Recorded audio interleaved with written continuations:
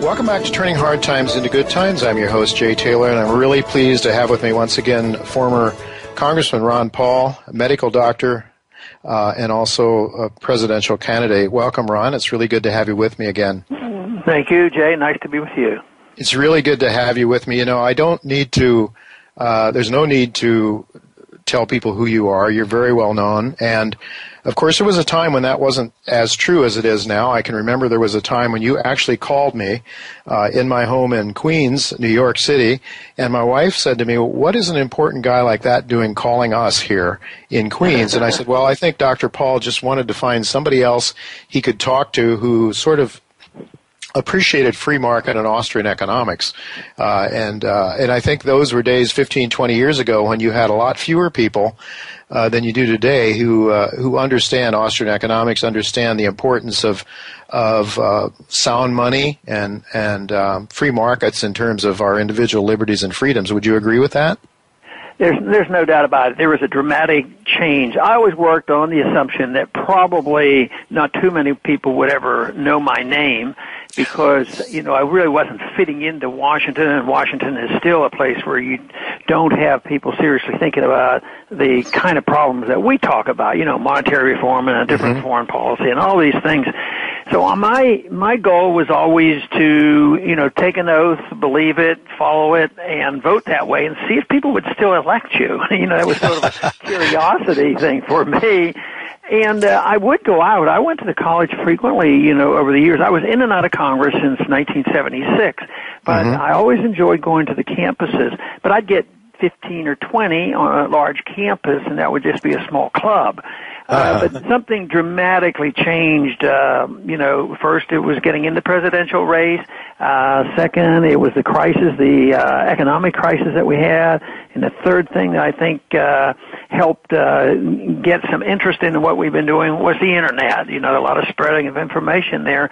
And all of a sudden, there was a different opinion, and the people know about the Fed now like they've never known before, and we've had a couple votes on audit the Fed and won them overwhelmingly with Republicans and Democrats. So I think we've helped a bit in targeting the real culprit, and of course I've been blaming the Fed for a long time for many, if not most of all our problems in the economy.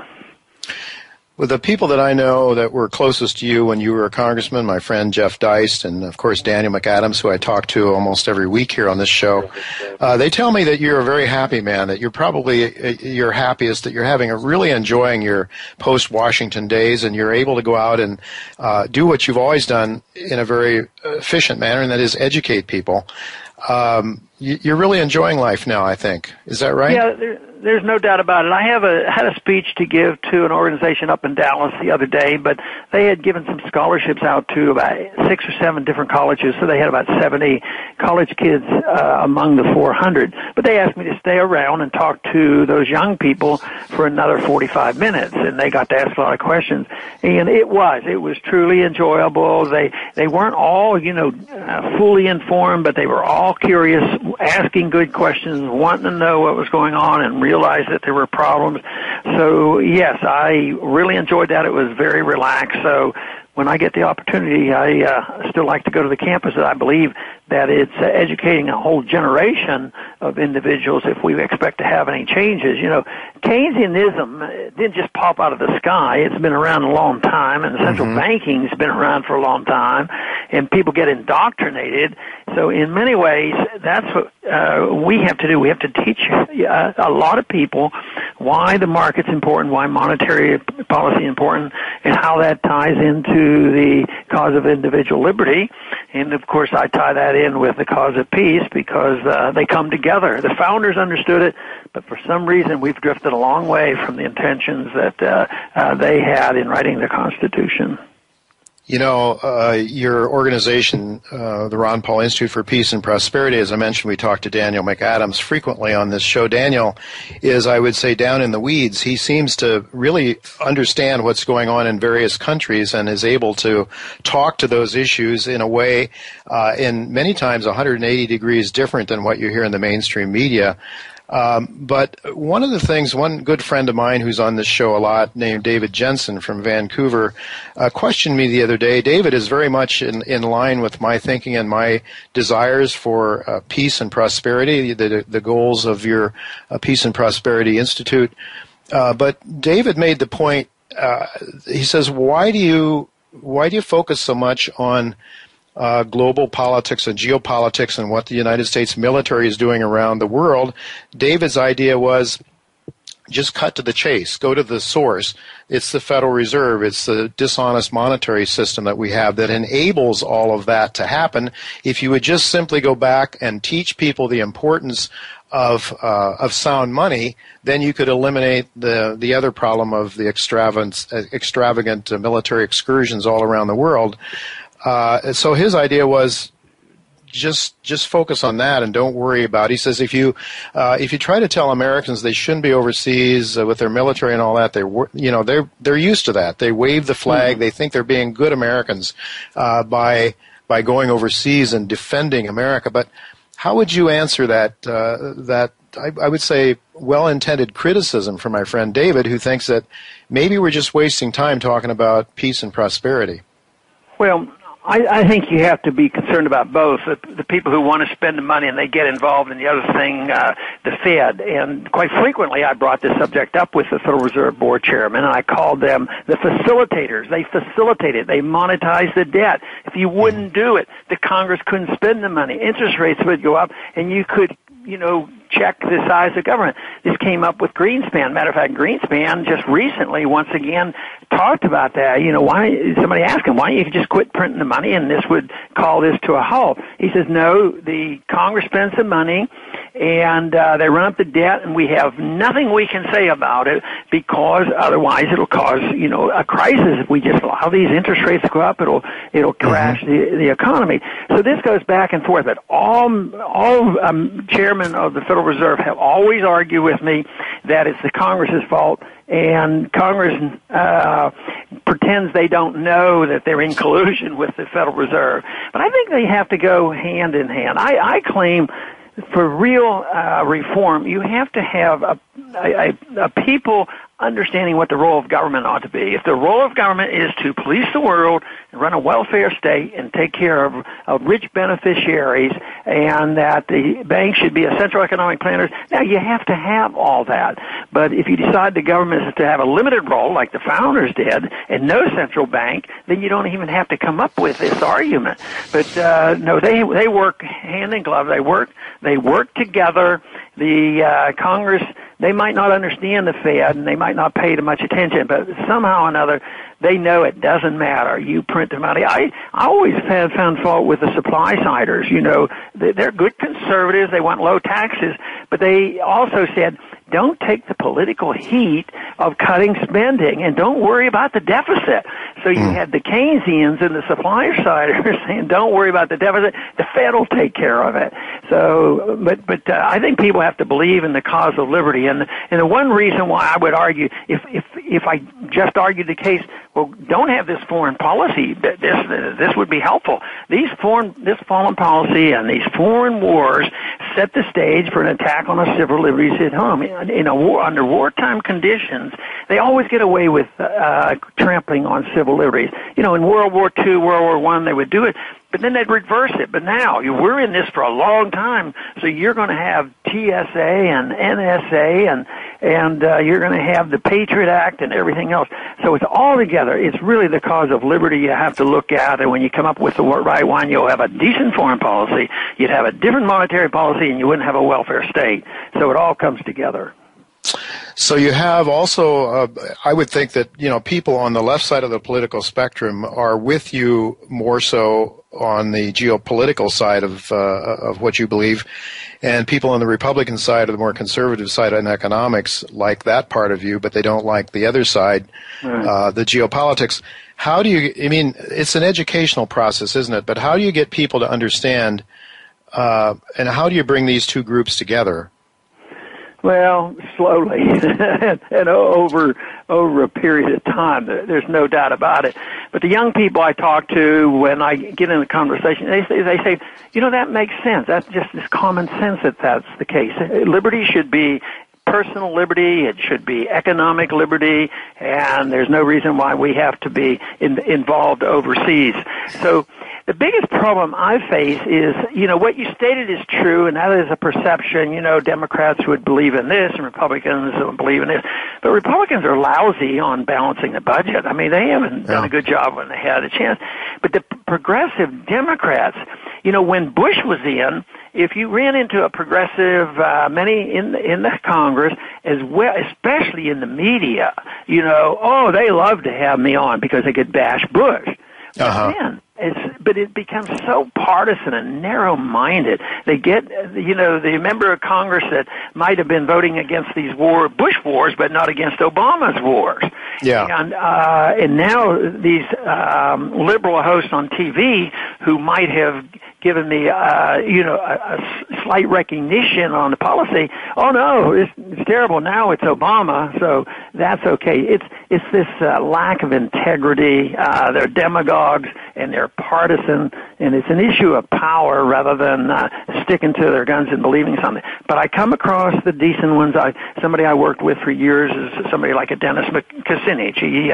He's a principled progressive. We disagree on economics and some other things, but he believes in the civil liberties that I do, and also in the foreign policy. Matter of fact, and he stood with me on the Federal Reserve. So I thought that was very good. Mm-hmm. And he also is involved, I think, with the Ron Paul Institute for Peace and Prosperity. Right. He is. He's on the board there, and he and I have remained good friends. Ron, very recently you had a birthday, and you made a note that, you have basically everything you need, so you're not really looking for birthday presents, but you said if people really wanted to give you a birthday present, they could do it by donating to the Ron Paul Institute for Peace and Prosperity.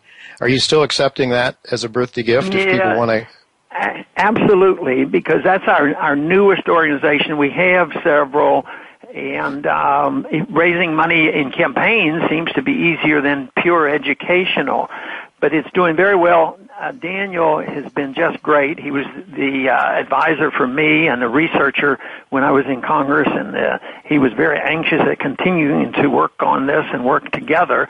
So it was his idea to come up with this. But it always takes funding, and I've never been one that's been very good at just getting on the phone and saying, "Hey, can you send me some money?" But it's what is necessary because you can't do much without the money, and so therefore we're open to any of those generous souls out there would like to see us to continue with that work.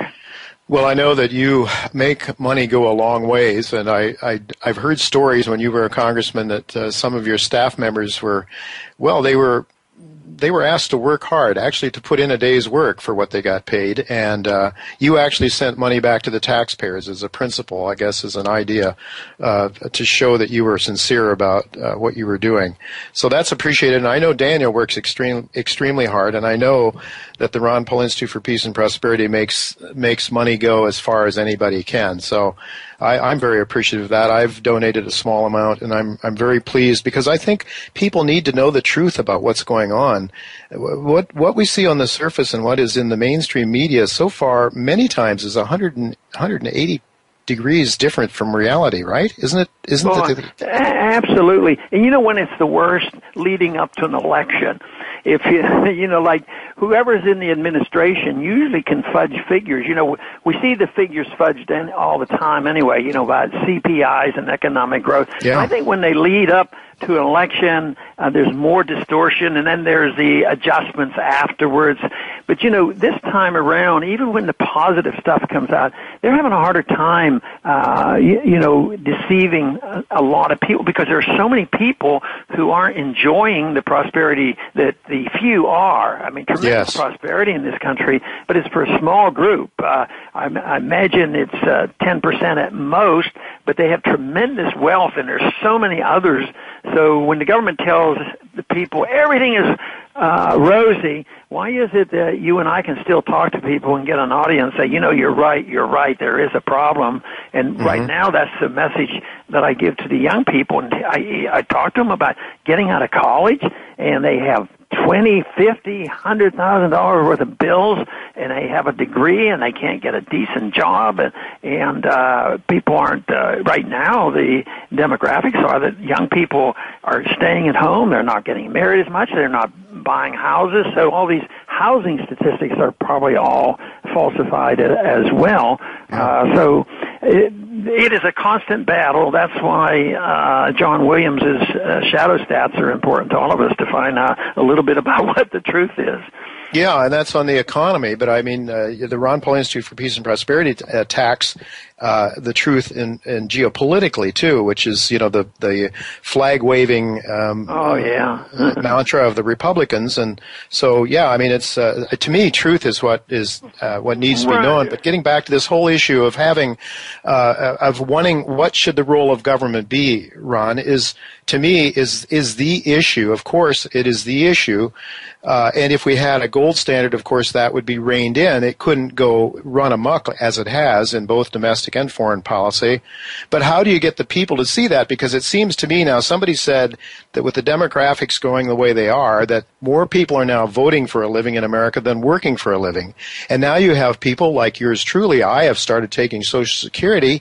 I'm 67 years of age. I mean, I've paid into it all my life. I don't want to see that taken away from me. So it seems to me that what the government has done is has sucked us into the system to such an extent that almost there's very few people that really, first of all, understand the connection between freedom and liberty and limited government. Number one, people don't even understand. They don't make that association. But number two is that everybody seems to be sucked into the system more or less. So how do we break out of that? Well, it is a philosophical argument, and you have to change people's minds. And as this system continues to fail, it's going to get easier and easier. Yeah. It was much easier after the economic crisis of 2008. It was much easier for me to get their attention on the Federal Reserve than ever before. So as it fails, and I can't believe there are very many Americans left that think that, this started another war. After the failure of Iraq and the failure of Afghanistan, then they go into Syria and starting another war. But part of this question about asking about what the role of government ought to be, I think where people go wrong on it, because you hear it all the time, that the role of government is make me safe, to take care of me, make sure there's a safety net. And also, like after 9/11, the government has to make me safe. And I bet you saw the articles that came out. And recently there was one out about why the government has to take over the whole world concerned about infectious diseases, because it is the job of the government to make me safe. And if you're going to give a job to the government, is to protect our liberties. And there's a lot of responsibility on other people other than the federal government to make us safe. I tell people we're not safe because we have a policeman outside every house to protect us. It's usually because there's still a remnant of the Second Amendment around that makes most people safe. So that has to be challenged, and it will be further challenged when the bankruptcy comes, because that's what brought the Soviet system down. Finally, they just ran out of money, and they had go your own way. Secessions occurred, and it was the disintegration of the Soviet Union, and we will come home. I told people in the campaign that they won't bring the troops home because of what I'm talking about. I won't convince enough, but we'll come home when we will no longer be able to afford it, and that's when a philosophy of sound money and personal liberty should thrive. So do you think we're really following, in many ways, the Keynesians just think we need to have animal spirits. We don't need to have good balance sheets. We can just have animal spirits.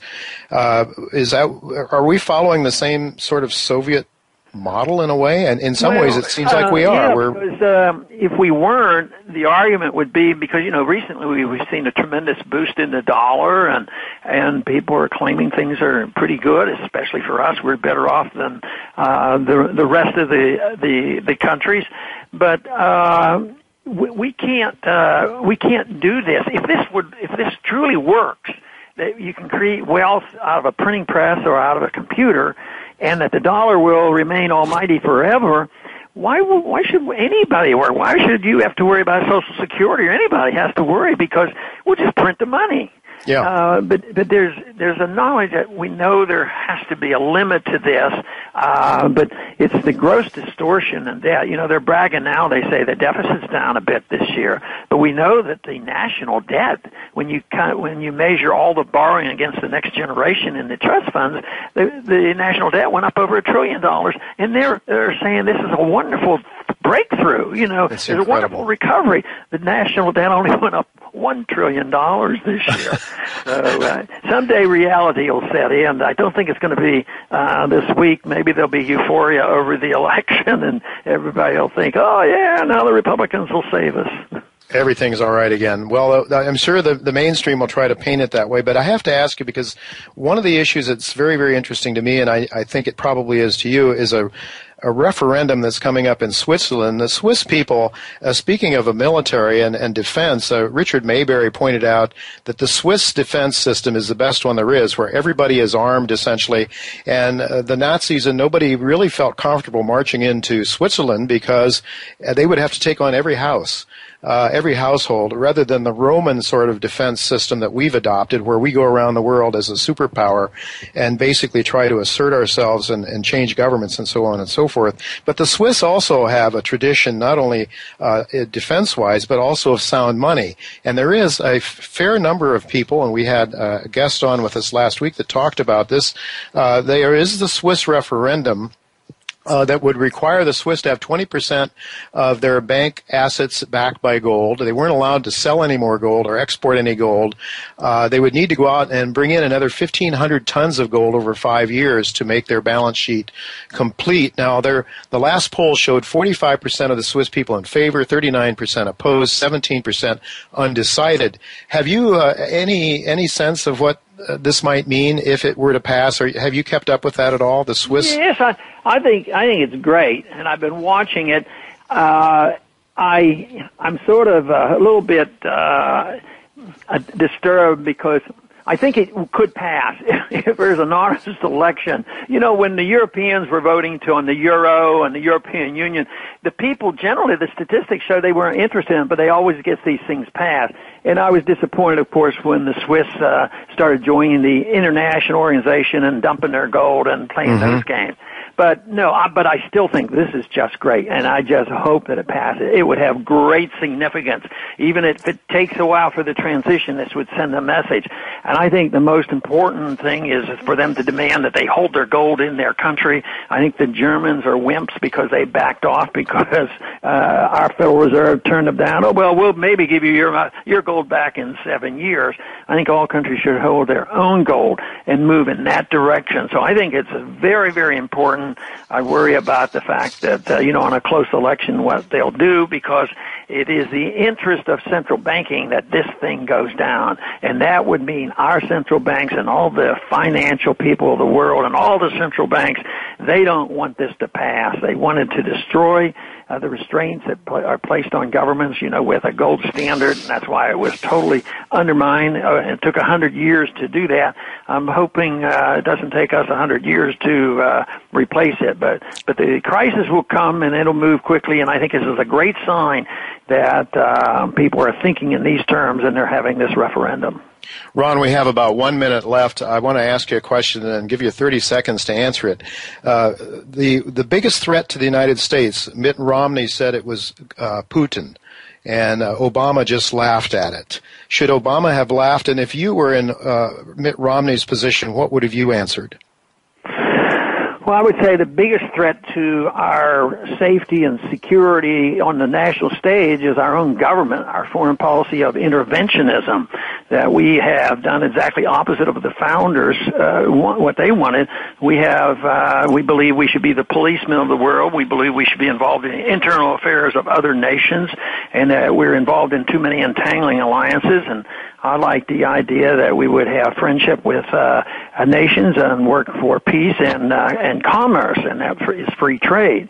And we don't have that, so our greatest threat is our own policies. And when we get overly involved and people suffer the consequences from our bombs dropping on them, that indeed it will create blowback and it will come back to haunt us. And right now, this whole mess that we have in Ukraine is the fact that the West, the United States and the Europeans, decided that an elected leader had to be thrown out of office. So once again, we were involved with a coup and threw him out of office and created chaos over there. And yet, right now, it is said that, well, it's all Putin's fault. Well, yeah. Putin is probably not an angel, but I'll tell you what, I think our position should have been that we shouldn't be out over there provoking people in this manner. Yeah, no doubt about it. Sounds to me like it might be the enemy from within rather than the enemy from without. Ron, we're out of time. It goes so fast. Thank you so much for being with us today. I really appreciate it. And all the best to you and the Ron Paul Institute for Peace and Prosperity and all your endeavors towards that end. Thank you very much for being with us again. Thank you, Jay. Nice to be with you.